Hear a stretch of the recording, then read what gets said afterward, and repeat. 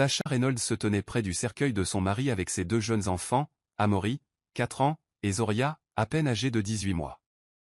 Le soleil tapait fort sur le cimetière de Memphis, dans le Tennessee, mais son corps était glacé. Le deuil avait une étrange façon de tout vider.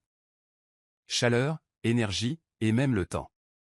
Vêtue d'une robe noire unie qui moulait sa silhouette fine, Tasha tenait à peine debout lorsque les derniers mots furent prononcés. Son mari, Devin, était mort dans un accident de chantier 10 jours plus tôt, et maintenant, la seule vie qu'elle connaissait était ensevelie sous ses pieds. Alors que les personnes en deuil commençaient à partir, Loretta, la mère de Devin, s'approcha, chaussée de talons aiguilles et coiffée d'un chapeau noir à large bord. Elle avait à peine adressé la parole à Tasha depuis la mort de Devin. Pas d'accolade, pas de compassion, juste un sourire crispé et un murmure froid. « Toi et ces enfants, vous devez quitter la maison d'ici vendredi. » Tasha écarquilla les yeux. « Loretta, s'il te plaît, dit-elle d'une voix brisée. C'est la seule maison qu'Amory et Zoria aient jamais connue. » Le sourire de Loretta n'a pas changé. « Tu étais là pour mon fils. Maintenant, il est parti. Ta maison aussi. » Tasha tomba à genoux, juste à côté du cercueil. Son chagrin s'est transformé en désespoir. « S'il te plaît, supplia-t-elle en saisissant la main de Loretta. S'il te plaît, ne fais pas ça. Nous n'avons nulle part où aller. » Loretta retira sa main avec un soupir dégoûté. « Ne me faites pas honte, murmura-t-elle en jetant un coup d'œil aux quelques invités qui s'attardaient encore. Puis, sans hésiter, elle gifla Tasha. Le bruit résonna dans le cimetière silencieux. « Cette maison n'a jamais été la tienne, siffla-t-elle. Tu l'empruntais juste du vivant de Devin. » La tête de Tasha bascula brusquement, la joue brûlante. Amory cria et s'accrocha à elle, tandis que la petite Zoria gémissait de confusion. Personne n'est entré. Les autres invités ont détourné le regard. Certains se sont détournés. La honte et la rage la submergeaient comme des vagues. Mais elle ne pouvait pas réagir. Pas là. Pas devant ses bébés. Elle essuya ses larmes, se leva lentement et s'éloigna de la tombe, ses enfants à ses côtés. L'homme qu'elle aimait était parti, et le toit au-dessus de sa tête disparaissait avec lui. 2 jours plus tard, Tasha était officiellement sans abri. Loretta avait changé les serrures. La plupart des affaires de Tasha, vêtements, couches, et même les jouets des enfants étaient entassés dans des sacs poubelles et abandonnés sur le porche comme des détritus. Sans famille proche, elle se tourna vers la seule amie qui n'avait pas disparu après la mort de Devin, son ancienne camarade de lycée, Nia. « Je peux te donner le canapé pour 2 nuits, dit Nia, la culpabilité dans la voix. Mais mon homme ne veut pas que quelqu'un reste à long terme. » Tasha hocha la tête. 2 nuits, c'est mieux que rien. Le 3e matin, le petit ami de Nia fit clairement comprendre qu'ils n'étaient plus les bienvenus. « Je suis désolé, » dit Nia en l'aidant à charger les enfants et les sacs à l'arrière d'un monospace emprunté. « J'aimerais pouvoir faire plus. » Tasha hocha la tête en silence et démarra, ne sachant où aller. Au cours des semaines suivantes, elle passa d'une situation temporaire à une autre. Le sous-sol d'un voisin, le canapé d'un inconnu.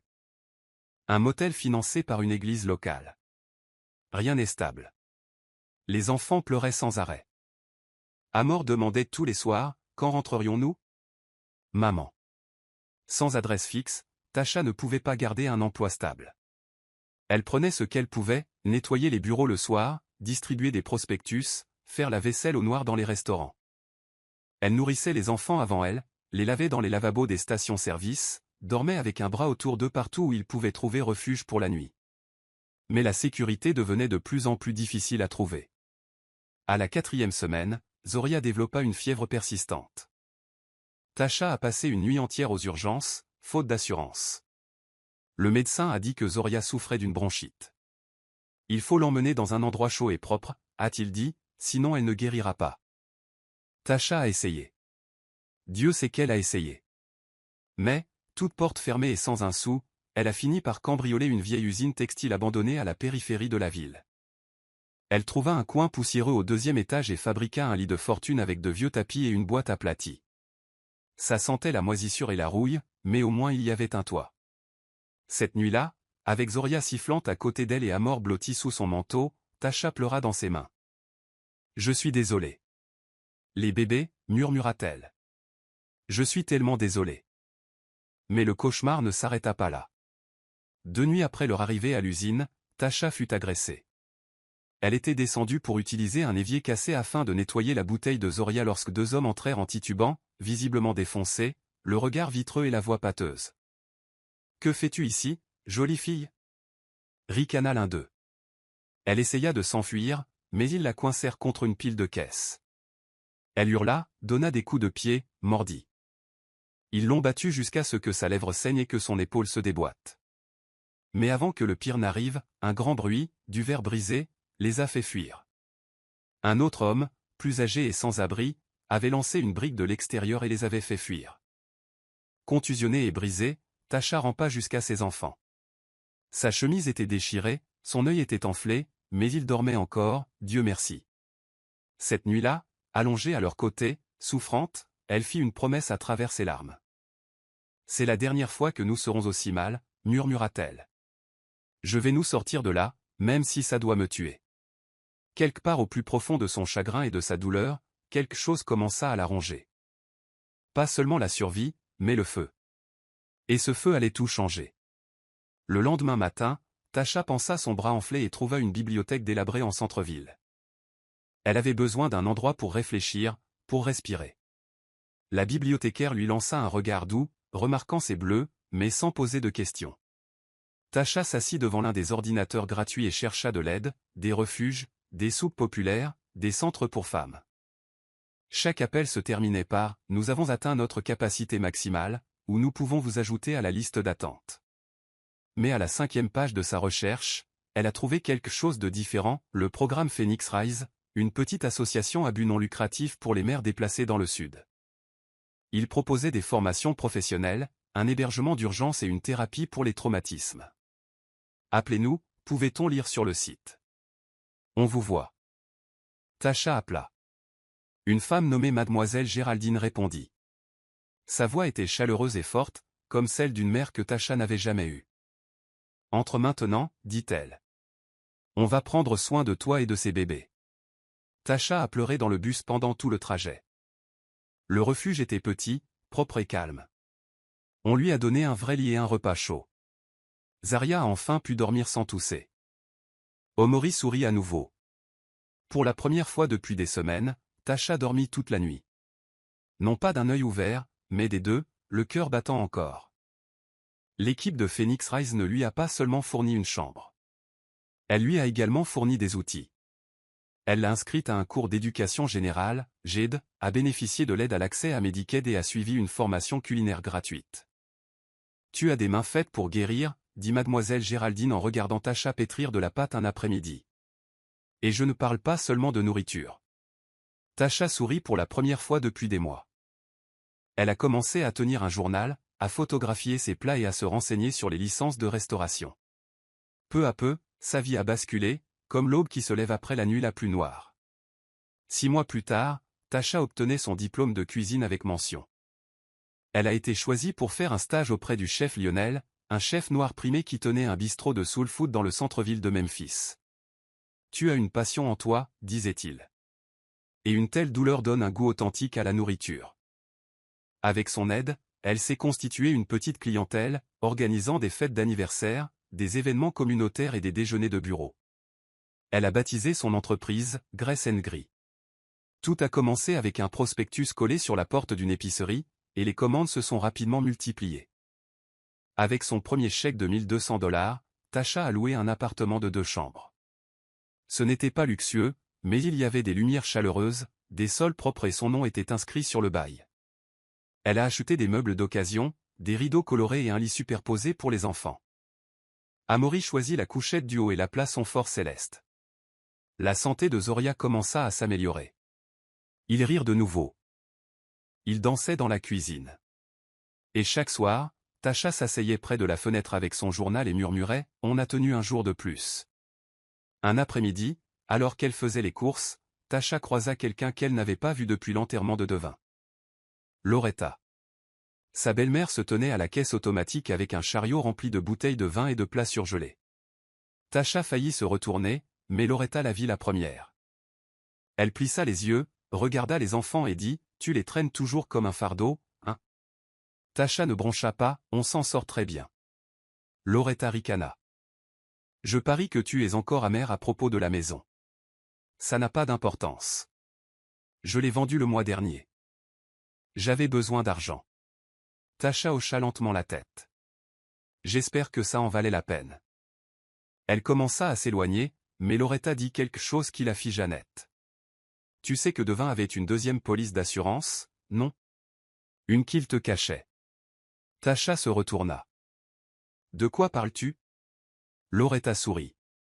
Il m'a désigné bénéficiaire d'un prêt privé il y a des années.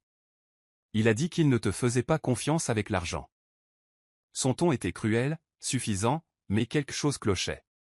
Tasha s'éloigna, mais la question demeura. Ce soir-là, Tasha sortit une petite boîte noire qu'elle avait conservée depuis la mort de Devin. Il contenait de vieux documents, ses journaux et des photos. Elle les feuilleta jusqu'à trouver une lettre glissée dans une brochure d'assurance pliée. Elle lui était adressée de la main de Devin. Tasha, si jamais il m'arrive quelque chose, vérifie le coffre-fort de la Fidelity Credit Union. Tout ce dont tu auras besoin s'y trouve. Ses mains tremblaient en le relisant. Il lui avait laissé quelque chose. Quelque chose que Loretta ignorait avoir trouvé. Le lendemain matin, elle se rendit à la caisse populaire. Après avoir présenté sa pièce d'identité et son certificat de mariage, le commis la conduit au coffre. À l'intérieur du coffre se trouvait une enveloppe en papier craft. À l'intérieur, une police d'assurance vie de 250 000 $, dont Tasha était l'unique bénéficiaire. Il y avait aussi un acte de transfert de propriété portant leurs 2 signatures et une date. 2 semaines avant le décès de Devin, la rendant copropriétaire de la maison. Celle que Loretta avait vendue illégalement. Les mains de Tasha tremblaient, à la fois de soulagement et de rage. Tout ce qui lui avait été refusé n'avait été que du brouillard. Loretta, par cruauté et par cupidité, l'avait jetée, elle et ses bébés, au loup. Mais maintenant, la vérité était entre ses mains. Elle ne voulait ni vengeance ni drame. Elle voulait justice. Et pour la première fois depuis longtemps, elle avait le pouvoir de l'exiger. Tasha a rencontré un avocat de l'aide juridictionnelle la semaine suivante. Avec les copies de l'acte, de la police d'assurance et la preuve de la vente illégale, l'avocate prit un air sérieux. Madame Reynolds, elle n'avait aucun droit légal de vendre cette maison. Pas avec ton nom sur l'acte. Et si elle prétendait être l'unique bénéficiaire, elle aurait aussi pu commettre une fraude à l'assurance. Le cœur de Tasha battait plus vite. Que pouvons-nous faire? Demanda-t-elle. L'avocat se pencha. Nous allons récupérer votre maison. Et peut-être plus encore. Le processus n'a pas été facile. Il a fallu 3 mois d'audience, de paperasse et de journées froides au tribunal, avec Loretta assise à quelques mètres d'elle. Toujours satisfaite. Toujours aussi indifférente. Elle leva les yeux au ciel quand Tasha entra avec ses bébés. Elle avait même eu le culot d'affirmer que Devin aurait voulu qu'elle l'obtienne. Mais lorsque le juge a lu l'acte à voix haute et a reconnu Tasha comme copropriétaire légitime, le visage de Loretta s'est figé pour la première fois. Lorsqu'il a statué que la vente était invalide et que la propriété devait être restituée, sous peine de poursuite pénale, Loretta a fini par se taire. Tasha n'a pas applaudi. Elle n'a pas jubilé. Elle est simplement sortie du tribunal la tête haute, les mains de ses enfants dans les siennes. « Maman, est-ce qu'on récupère notre ancienne maison maintenant ?» demanda Amor. Elle lui sourit. « Oui, mon bébé. Mais pas seulement la maison. Nous récupérons notre chez nous. » Ce week-end-là, ils retournèrent dans la petite maison en briques au coin de Collier Street. Ça sentait le moisi et ça avait l'air délabré. Mais c'était le leur. Chaque mur. Chaque souvenir. Chaque centimètre carré. Elle a passé la première semaine à frotter les murs et à passer le fil dentaire. Une amie du refuge est venue l'aider à nettoyer, peindre et réaménager. La communauté, autrefois réfractaire, a commencé à se mobiliser petit à petit. Le chef Lionel a apporté des ustensiles de cuisine.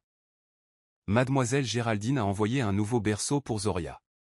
Et Amor, il a planté des fleurs dans le jardin pour que l'esprit de papa puisse sourire. Tasha regardait depuis le porche, les bras croisés, le cœur rempli. Elle n'avait pas seulement survécu. Elle était revenue plus forte que quiconque ne l'aurait cru. Sa grâce et son courage étaient devenus une sensation dans le quartier. Tasha a commencé à servir des repas pour des événements scolaires, des mariages locaux et des offices religieux du dimanche. Elle a finalement ouvert une petite boutique à 2 pâtés de maison de chez eux. Sa cuisine est devenue célèbre pour bien plus que du goût. C'était un aliment thérapeutique. Son histoire s'est répandue. Un jour, un média local l'a interviewée pour un reportage intitulé « Du refuge au succès ». Lorsqu'on lui a demandé ce qui la motivait, elle a répondu « Mes enfants, ma douleur et ma promesse de ne jamais me laisser définir par ce qui m'avait brisé ». Loretta ne l'a plus jamais contactée. Mais Tasha l'a revue une dernière fois, debout de l'autre côté de la rue, tandis que les journalistes filmaient devant le nouveau café. Elle ne cria pas et ne parla pas. Elle se contenta d'observer. Tasha croisa brièvement son regard, puis se tourna pour aider un client âgé à porter une assiette jusqu'à leur table. Elle n'avait pas besoin d'échanger un mot. Le silence en disait long. La femme qui l'avait un jour giflé près de la tombe de son mari était devenue un fantôme dans son histoire. Et Tasha vivait enfin. Des mois plus tard, une jeune femme nommée Brielle entra au café avec 2 jeunes enfants et un œil meurtri. Au début, elle resta silencieuse. Elle venait de commander le plat le moins cher et s'asseyait dans un coin avec ses bébés. Tasha l'a remarqué. Elle a apporté une assiette pleine, s'est assise à côté d'elle et a murmuré « Tu ne me dois pas ton histoire. Mais je te vois. » Brielle a craqué. Elles ont parlé pendant des heures. Et à la fin, Tasha lui a remis une carte de visite de Phoenix Rise. Ils m'ont sauvé. Ils vous aideront aussi. Cette nuit-là, Tasha était allongée dans son lit entre ses 2 enfants, les yeux fixés au plafond. La pluie frappait doucement la fenêtre. Zaria dormait profondément, sans toux ni respiration sifflante. Le petit pied d'Amaury reposait contre sa jambe. Elle repensa à ce sol glacial de l'usine, à la gifle à l'enterrement, au mois de désespoir. Cela aurait dû la détruire. Mais au lieu de cela, cela l'a dépouillée de son essence profonde et a construit quelque chose de plus fort à sa place. Elle n'était pas seulement une veuve ou une mère. C'était une battante.